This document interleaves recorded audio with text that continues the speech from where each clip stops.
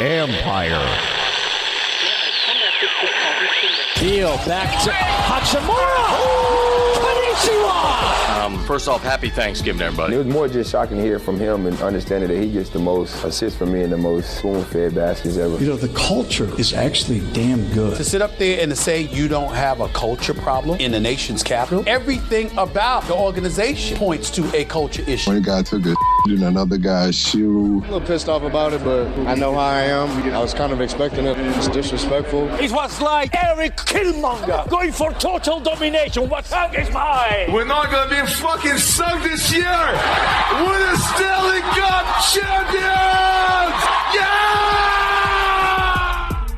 This podcast is all over social media, so follow us on Twitter at BeltwayBroPod, Instagram at Beltway_sports_bros_podcast. Also the Facebook group, just search Beltway Sports Bros Podcast. And you can also find us at BeltwaySportsBros.com.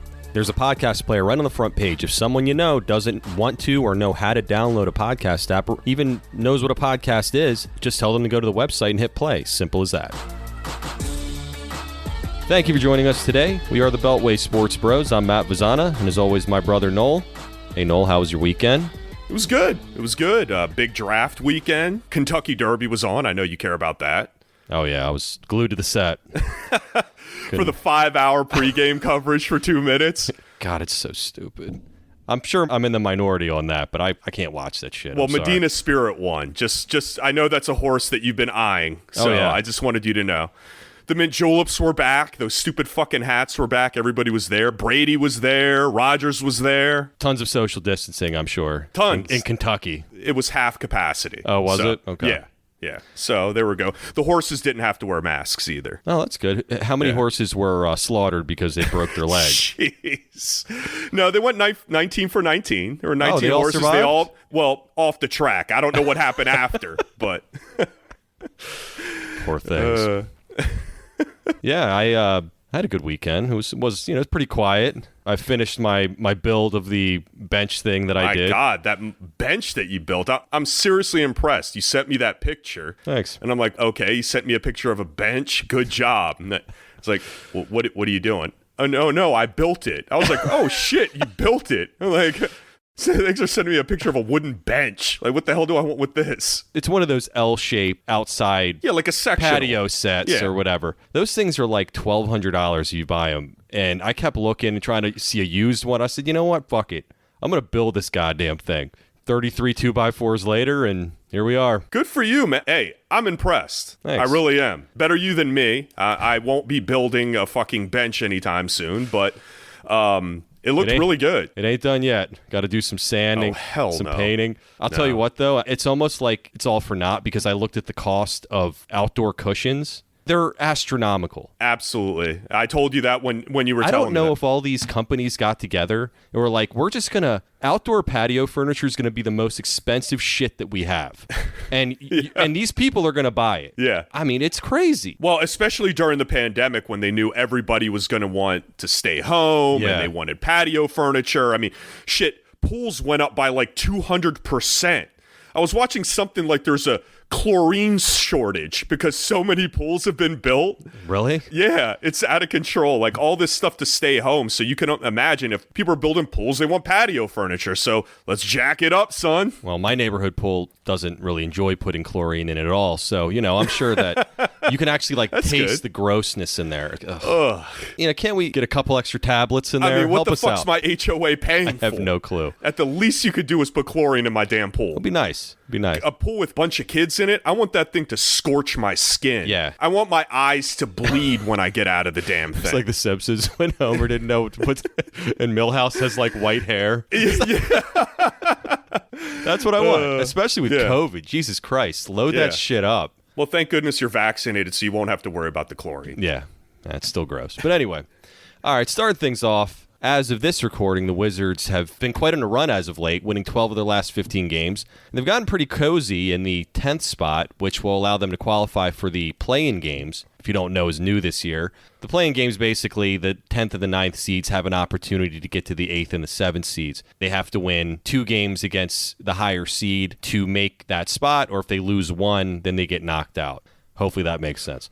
But depending on what they do against the Pacers, which was, again, before our recording, which they have 2 games against coming up, I think, the next 5 games, which they're in the 9th spot. The magic number that the Wizards have to hit is either 6 wins or the Bulls and or Raptors lose 6 and they secure the spot. So that's pretty much where they're at right now.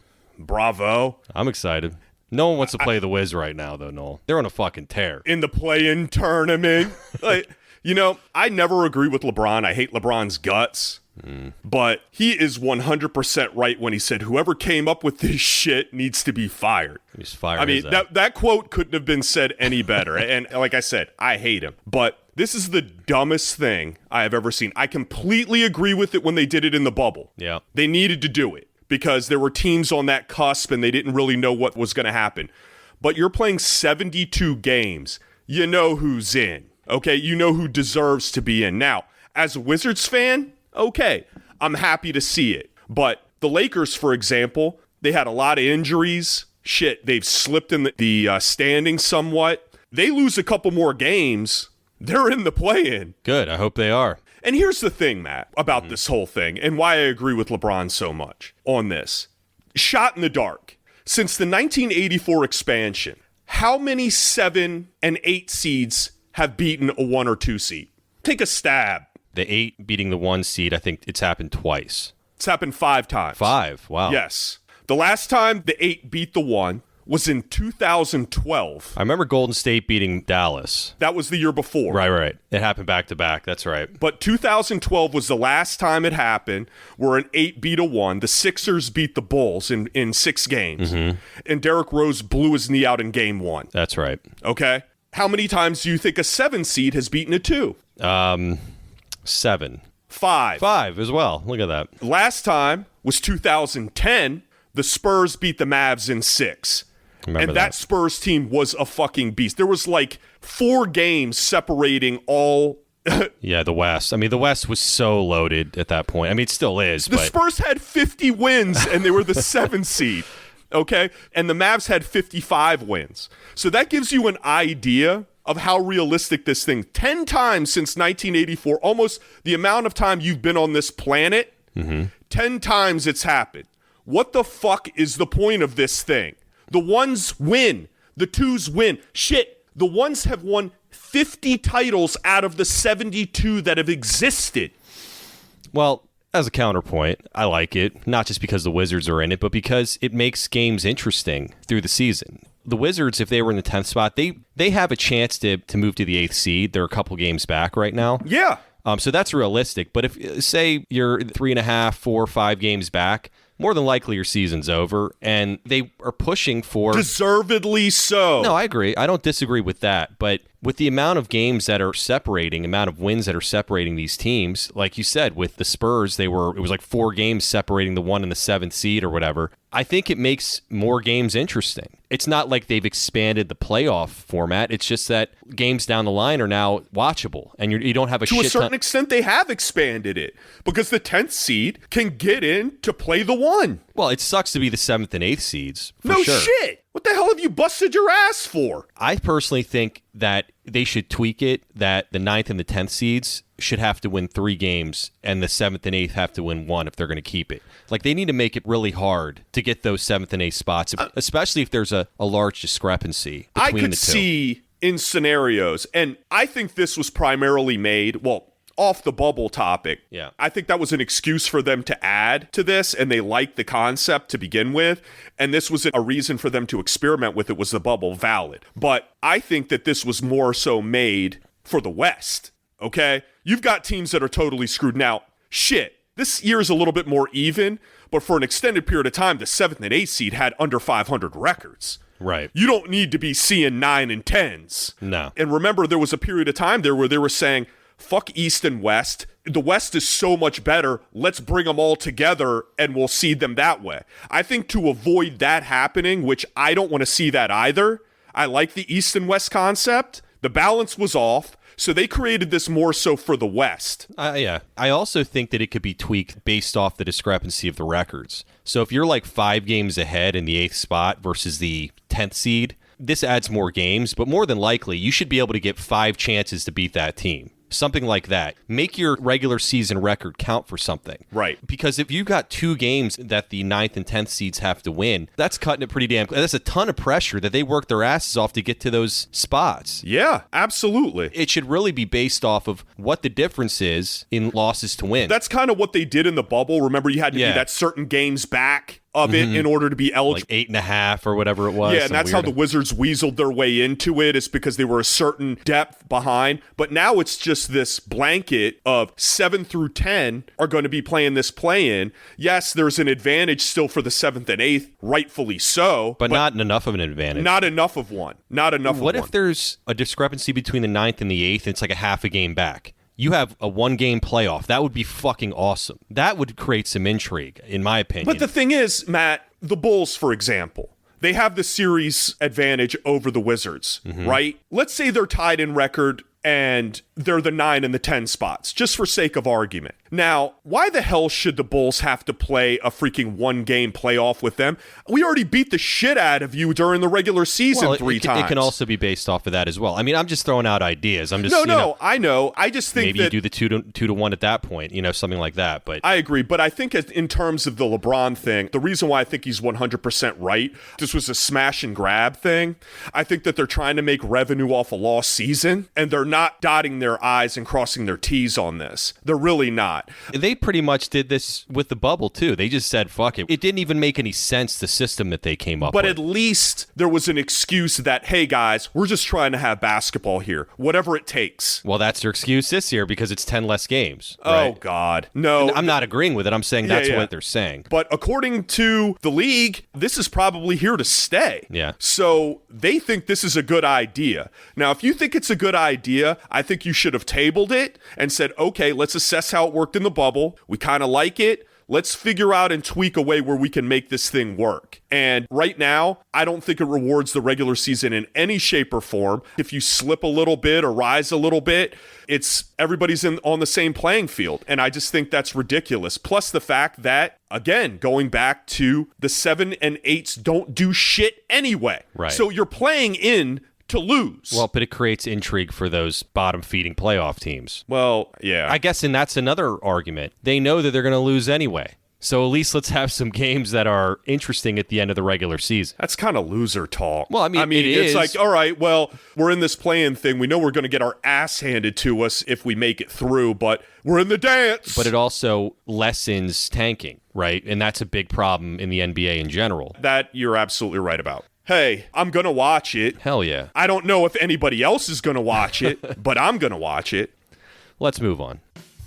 Sick of competing against thousands of professional bettors with algorithms? What about spending all day analyzing salary caps and lineups using other daily fantasy sites? Then you should try Monkey Knife Fight. Amazing name, by the way. I've used most, if not all the other sites, and trust me, I just stop because I don't have time to put all that work in. MKF is easy to play. MKF offers all of the major sports plus UFC, golf, esports, soccer, college basketball, NASCAR. You can pretty much bet on anything your little heart desires. MKF offers fun contests that are super easy to play. For example, there's a game called More or Less. Simply pick more or less on different player props. Think Patrick Mahomes. Will he go over his 288.5 yard number? Select more. Think Lamar Jackson. Will he stay under his 212.5 yard number? Select less. Get both right and win. Simple, right? We're getting old. The less we have to think about, the better. I've been using this site personally for the last few months, and it's so user-friendly. And honestly, it's made me actually care about what happened in, for example, the Rockets-Magic game the other night. Quite possibly the least interesting game in the NBA this year. So go to monkeyknifefight.com and use our promo code BELTWAY, and you get a free $5 game just for signing up. No strings attached, I promise. You also get a first-time depositor bonus, which they cover 100%. Deposit $10, you get $10 free. Deposit $100, you get $100 free. This offer is not going to last long, so tap the link in the episode description and sign up. Again, using our promo code BELTWAY. So easy, even a drunk monkey could do it.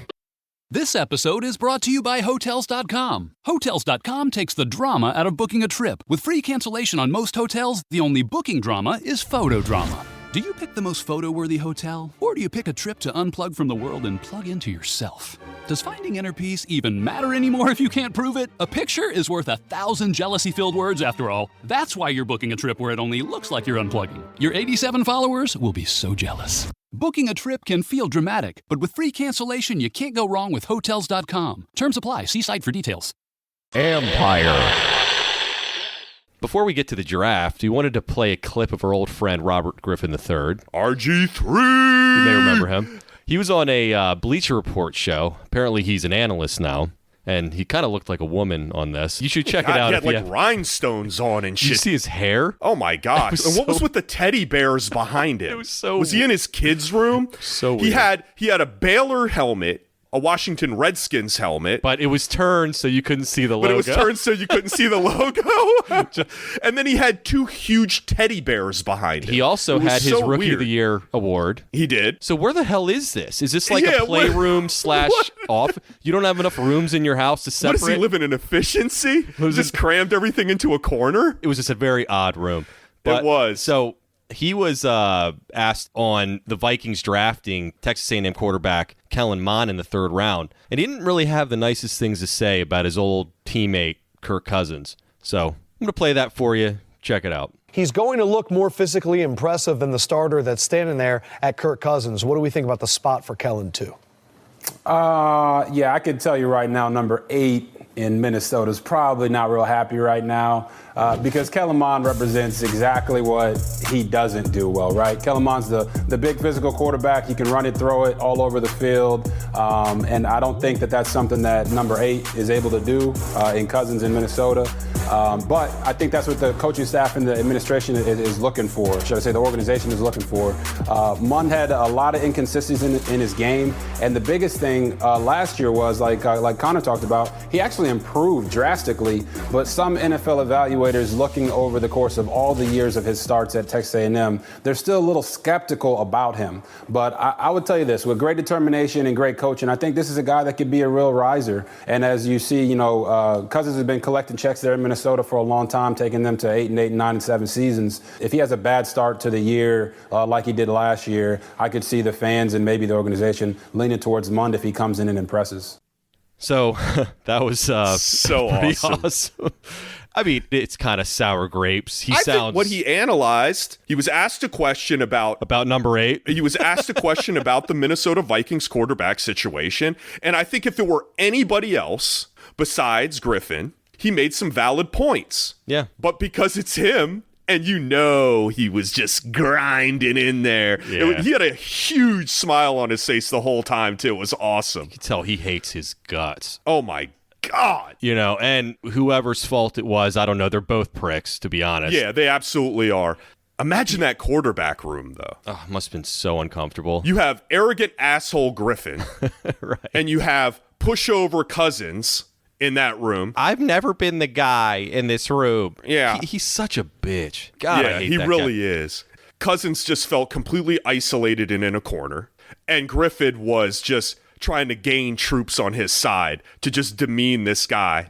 You just can feel that's the way it went. And they all thought he was an arrogant asshole, so they're not going to back him up either. You got this fucking dork, which he is. Everybody says that Cousins is the biggest fucking dork on earth. He's just like a weirdo. Ugh. Yeah, RG3 brought up some good points. He can run. He can do everything that Cousins can't. In reality, the Vikings, he's annihilating their salary cap. He's not worth the money they're paying, and they're well aware of that, but you draft a guy. He has been collecting checks. Yeah. He's one step below Alex Smith. We're not going to talk about it, but I just wanted to bring that up. He's been collecting checks. He hasn't been what they thought. That's why Washington didn't give him a long-term deal, because they weren't convinced that he was the guy that was going to take him to the next level. And that's exactly what he's been with Minnesota. Just like Griffin said, which was true, 8-8, 9s and 7s. Is that worth this type of deal? It's not. And for what he gets paid, he's affecting the rest of the team. They can't bring free agents in that they want to because he's taken up like a quarter of their salary cap. Yep. He's not Aaron Rodgers. He's not one of those upper echelon guys. A middling quarterback. Do you think he's going to take the error of Griffin's ways and help the young quarterback along? Yeah, right. Yeah, fucking right. Yeah, fucking right. He probably won't even talk to this He'll tell guy. him to let Jesus take the wheel, asshole. Well, couldn't happen to a better guy. I love seeing Kirk squirm. It's so good. Yeah, I love seeing when his receivers chew him out on the sideline. Anything that can make him cringe or shake a little bit like the dork that he is makes me happy. Come on, guys. Great job, guys. I'll do better. Fucking geek. I'm Byron Kerr, your host for the Curly W podcast. Join me on the Curly W for the very latest on the Washington Nationals.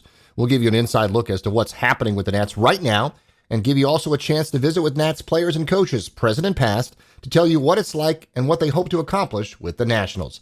From Fredericksburg to Nats Park, West Palm Beach to Rochester, Wilmington to Harrisburg, it's all Nats baseball. Subscribe to Curly W wherever you get your podcasts. Another great show from Empire Media. Hello, it's Tyler Roman, former NFL scout and host of the Roman on the League podcast.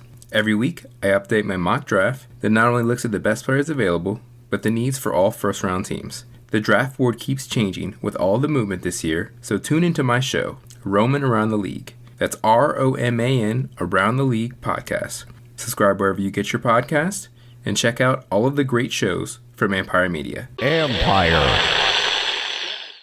All right, so moving on to the draft. Over the weekend, Washington got some quality reviews from the main outlets. For instance, Pro Football Focus gave Washington an A-, one of my most trusted sources. I'm an analytics guy, Noel, so you know how that goes. But NFL.com gave him a B+, SI gave him a B+.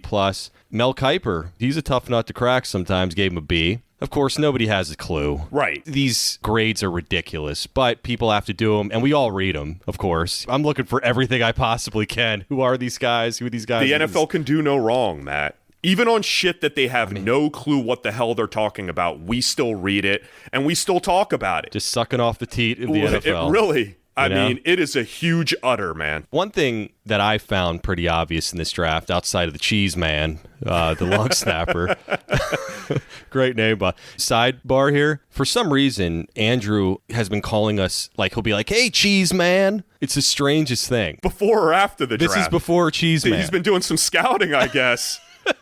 He knew Cheese Man was coming. It takes a good scout to know a long snapper, let me tell you. Especially, he said, he called Rivera and said, trade up for the Cheese Man. It's so weird, but, really just freak athletes, this draft. Obviously, the character guys, I think that they have dug deep in there. And something that really struck me as well, they really drafted for need, which isn't always the best approach, as most GMs will say, take the best player available, especially after the first round. Yeah, just trickle down your board and whatever happens, happens. If you look at the draft as a whole, I mean, it was like every single need that they had, especially in like the top 4, they drafted. Yeah, box checked. Linebacker needed, check. Yeah. Tackle, check. Here's all 10 picks really briefly. So we talked about Jamin Davis, of course. Go back to the last episode if you want to hear our thoughts on that one. But that was our first round pick. Samuel Cosme, left tackle out of Texas, kind of a swing tackle, perhaps. He can play both positions. As a second round pick, he damn well better play left tackle. Oh, he's going to play left tackle. Fuck this swing shit. As long as he's a character guy and knows his position, we're good, right? And he's a freak fucking athlete. Oh, he is. He is. And then, so, round 3, Benjamin St. Juste, I don't know. I'm sure we'll figure that out. Cornerback out of Minnesota. Second, third round pick, Diami Brown, wide receiver out of UNC. Fourth round, John Bates, tight end out of Boise State. Round 5, Derek Forrest, safety out of Cincinnati, another athletic freak. Round 6, Cameron, the Cheese Man. Cheese Man! who they moved up to get a long snapper, but we'll talk about that. And then round 7, they had 3 picks, which they traded for. William Bradley King, defensive end out of Baylor. Shaka Toney, defensive end out of Penn State. And Dax Milne, wide receiver out of BYU. I don't know if he can play Sundays. Hard to use that one. All right, so wanted to go over, and you can throw out a couple names if you want as well. I don't want to go through BYU boy or anything like that. I mean, shit, Cam Curl was a 7th round pick, very late pick. We didn't know who the hell he was. Turned out to be great. Those are few and far between. So we're going to go with the guys that we for sure will be on the team. So I'm going to start with the second round. We drafted Samuel Cosme, tackle out of Texas, like I mentioned. This guy's massive, 6'6", 314 pounds, has 33-inch arms, and is rated as one of the most athletic linemen ever. Not just like in this draft, like in the history. Remember that Venezuelan tight end, Sammy Ruiz? What the hell's his name? Chilean. They're all the same to you down there, huh? No, but,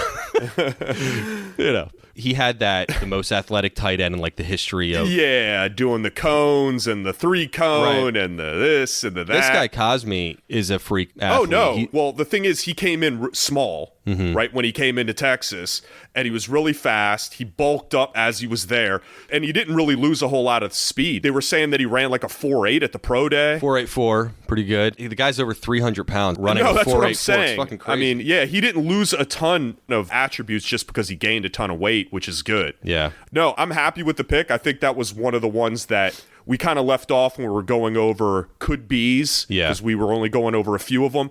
But I mean, one thing I will say, Matt, and we were talking about the need aspect of it is, and hindsight's 20/20, of course, but we're talking about in the second and the third round where Washington decided to go with Cosmi. And I'm looking back, and I think he'll be a solid left tackle, but they could have gotten freaking Christian Darrisaw or Tevin Jenkins with their 19th pick, and they still could have gotten a very good linebacker, a starting linebacker, a plug-and-play guy potentially in Owasu Karamoa, where we talked about him as a potential pick before instead of taking Davis. Yeah, there's a reason that Owasu Karamoa fell as much as he did, because he's that tweener guy. And I think a lot of teams didn't know what to do with him. I mean, more than likely, he'll be probably the best linebacker in this draft, maybe besides Malik Brown from Dallas, who, but unless he, shoots up a school or something, which is a good possibility. But, jeez. Well, those character guys in Dallas, they love those guys. But we were kind of talking about it before with Jamin Davis. He's kind of green. He's only played one full season in college. But with Owasu Karamoa, he's such a tweener that you kind of have to create a plan for him, kind of like that Sua Cravens mold. He's kind of like an undersized linebacker. And, I hope that he's better than him, but he was also drafted in the second round because teams don't really necessarily know what to do with him. Athletic freak, can cover tight ends and everything, but kind of undersized. My point was, I think looking at the way the board went, I think you could have just gotten a little bit more bang for your buck at the tackle spot at that 19, and then cross that bridge when you got there, because there were still an abundance of linebackers, including him, at their second pick. That's all I'm saying. I mean, he is, at the end of the day, not only a linebacker. It is an important position, but it's not like the mainstay position that you have to have in order to create an immense defense. I just think that they love Jamin Davis. No, I totally agree. His measurables, he's much like RG3, came from a military family. That was a nail on the head for Rivera. Oh, yeah. Didn't matter if the guy had one leg. But he is probably going to start out as an outside linebacker, like weak side, but potentially can move to middle linebacker. Yeah, we went over it. I'm confident that they'll make him into a good player. Like we said in the previous podcast, they know the position better than anybody. But I was just saying, now that we're looking at the full spectrum of how the draft went, like you said, it looked like a lot of these were going for need. And if you're going to go for a need instead of the best guy on the board, which they went for some athletic freaks, then you go for the guy that has played, 3 years at the spot. Boom, boom, wham, bam, thank you, ma'am. And then you put him in there if you're going for need, which looks like they did that here. Well, I think, and you brought up Darrisaw, and we wanted him before. Yeah. We were talking about in the last episode, but apparently word on the street is that he's kind of a lazy player, and that has something to do with it as well. And that made him kind of drop. He has the talent, of course. It's just that was the concern there. So I don't know. All right, so the pick that's considered a steal, and I think we're going to have a top 5 on this maybe later on this week. Maybe. Unless something else comes up. But apparently Washington considered taking him in the second round, but waited, was wide receiver Diami Brown out of UNC. Guy ran a 4.46 40. He averaged over 20 yards per reception last year, second among all wide receivers with 50 receptions. So he had back-to-back 1,000-yard receiving years his last 2 years, and he's 6'1". People are comparing him actually to Terry McLaurin, which to have two Terrys on the team, I'm not saying that he is, but that would be pretty nice. I'm just saying. For this guy, the only kicker on him is he's been labeled as a one-trick pony, that he's a deep threat. He doesn't have any route tree at all. They basically had him out there, just go now. And that's the real issue here. And he's been criticized for dropping the ball some. And for a guy that has limited amount of catches and is catching for long distance, you should be catching everything that comes around you. I'm not trying to be negative. I like the pick. I do. It's more speed to the team. Speed kills. The way this offense is going with athletic, fast guys that can make a difference, he fits the mold there. But he has some limitations so far. And again, he's another guy that we really don't know. You don't really know with most of them, especially after the first round. I mean, the thing is, though, it's so hard to decipher if wide receivers are good. I mean, look at Terry McLaurin. He was the third receiver on Ohio State because they were just loaded with talent. Well, I don't think that's the same thing with North Carolina, though. No, I don't disagree, but I'm saying the same things were said about him, the route tree thing. They run a very simplistic offense at Ohio State. He was catching a lot of deep balls. He's one of the faster guys on the team. It's tough because they don't, in college, for whatever reason, they just don't set these guys up for the NFL. The NFL has actually had to kind of go backwards to more the college way to fit these guys in their scheme. Or they just have to completely break these guys down and start them from scratch. Whether it be the quarterback position, running hot routes, things of that nature. They just have to simplify everything. They just have to simplify everything to start and hope that these guys are good in the books and they can pick it up fast. Yeah, like what Dallas did with Dak. You couldn't have had a simpler offense the first couple years he was there, and then you start adding more and more. And I think that they hopefully can evaluate that he is able to, run all the routes. Apparently, I've read numerous things and seen some of his film, and he seems that when he's given the chance is able to run some pretty good routes. But it's all about what team you're on, too. If they say go deep because you're the fastest guy on our team, then go deep because you're the best athlete on the field. It's a tough spot to be in. It's a double-edged sword kind of thing. No, I mean, hey, speed kills. You can't teach that. So he's already out the gate an advantage over a lot of guys. I mean, and speaking of speed, I do like the Pickus Horace size. I think in this case, they did take the best guy off the board. We were talking about them taking a lot of needs. Is the St. Just pick or St. Juste? If it has an accent. Yeah. I think that this was a pick that they liked the size of the kid, and they figured that they can mold him into something. In a corner, if he's going to be an outside corner, you can't teach this kind of size. The guy's 6'3", 200. Long arms, lanky. I mean, the one kicker is when you've got a guy that big, he has some deficiencies. Backpedaling off. Sticking with the receiver off there. If he doesn't get his hands on the guy, is he fucked if he goes against a guy like McLaurin, for example? Well, I've also heard that they could potentially move him to free safety as well. He's a perfect size for that. No, yeah. I completely agree. If that's what their thinking process is, good. But I think this was too much to pass up as far as the size of this kid and the maneuverability that he would have at safety if that's something that they're thinking about doing. But that is a serious work in progress if that's the plan. That's not plugging in at center fielder, and expecting him to go out there just because he's a big dude. One thing about this scheme, though, is mostly it's a zone scheme, but a lot of it is based off of their abilities, and playing to their strengths. I have faith in these guys will put them in the right spot. They're able to mask deficiencies pretty well in the secondary. Well, man, if he pans out, and let's say, for example, halfway through the year, he starts to develop into something that they want to see, and they throw him on the outside. They've got Jackson on one side. They've got Fuller in the slot. And him. And that's where Fuller should be. And that's where Fuller should be. And he is awesome at that spot. Yeah. And then, hey, great. I mean, he's a third-round pick. He might not be a starter right away. That's not the intention of a third round. If you find a diamond in the rough like a McLaurin or something like that, great. But those don't happen all the time. If this guy can develop, and corner's one of the toughest positions to play in football, especially the modern-day football. Yeah. So for him, if he can develop into something, but that was definitely, we're talking about needs, that's definitely one that they saw, okay, this guy, he has the physical attributes that we can do something with this. Corner, it's a need, but it's not a desperate need, and I think that in that situation, it's like we can bring this guy along kind of slowly and get him up to speed where he needs to be. He's got all the physical attributes, so we can kind of bring a raw guy in. I mean, this guy has a huge ceiling. Right now, I don't think he's an upper echelon guy, but he's got a huge ceiling based off his his attributes. The old ceiling. You love. He does. I mean, that's why you draft guys in the third round. No, I understand. It's just you hope, and that's all this is. When you have a good coaching staff, you have the ability to coach guys up. If this guy was coached by Greg Minuski and the crew, I'd be a little concerned. Who's now what does he do now? Kentucky. He's a quality control coach. Yeah. In Kentucky. You go from we got a Kentucky linebacker, Matt. That's what he played. Maybe he developed He's him. Quality control. He's not developing anybody. You got give him his due. Maybe they called him up and they said, hey, man. What do you think, Minuski? Help us with Davis here. We got an athletic freak. What do you think, Manu?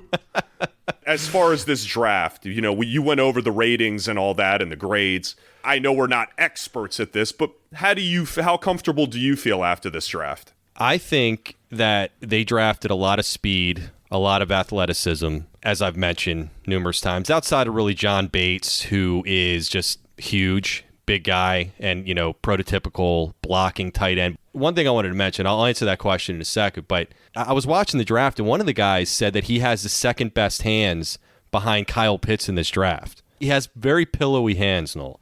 So I don't think he was just given the chance at Boise State for whatever reason. Yeah, Regardless that's what they said about Thaddeus Moss, too. Well, womp, womp. That is true. To answer your question, I think that they draft guys with a lot of upside. I think that the way that this roster is shaping up, they've got a lot of speed. They know they still needed speed on defense.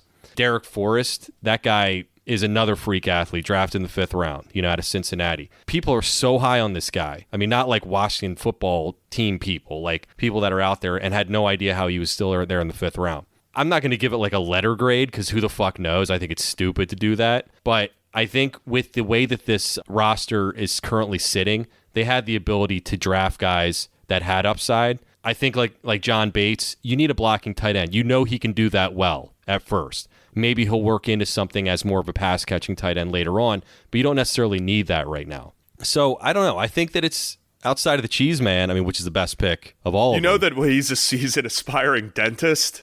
Yeah. Little snippet there. He's like the guy from Rudolph the Red-Nosed Reindeer. He's the Cheese Man. I think that there's just a lot of guys with upside, and I think that you got the coaching staff to bring the best out of these guys. Rivera does some questionable things, but I think when it comes to developing guys, I think they're pretty damn good at it and can see talent when it's there. Well, I think that it was a need to know. This could either be, I think, a really, really good draft where they get a bunch of athletic freaks that can really plug in some deficiencies that they had, or this could be a complete and utter disaster. I don't think there's any in between here. I don't think they're going to find a guy in here that, beyond, like you said, Bates, who is just coming in initially to just block and help out the running game, that some of these guys that need to come in and play critical spots on a football field, if they're not there and this doesn't work out, this could be a serious downturn. Now, do I know? And nobody knows. But the experts don't know. No. Nobody knows. I'm completely in agreement there. For me, all this upside talk and all this athlete talk, this could either go extremely well or horrifically bad. So I'll give it right now a to be determined. How about that? TBD. I don't know. Nobody knows. We'll just see. We just have to see, Noel. Either way, we're going to be watching. We're either going to be very impressed or tortured. One of the two. Well, that's going to do it for this episode. We're on all major podcast platforms. Please rate, review, and subscribe. If you like this show, please share it on social media. Follow us on Instagram, Twitter, the Facebook group, and our website, BeltwaySportsBros.com. Thanks for listening, and we will see you on Friday.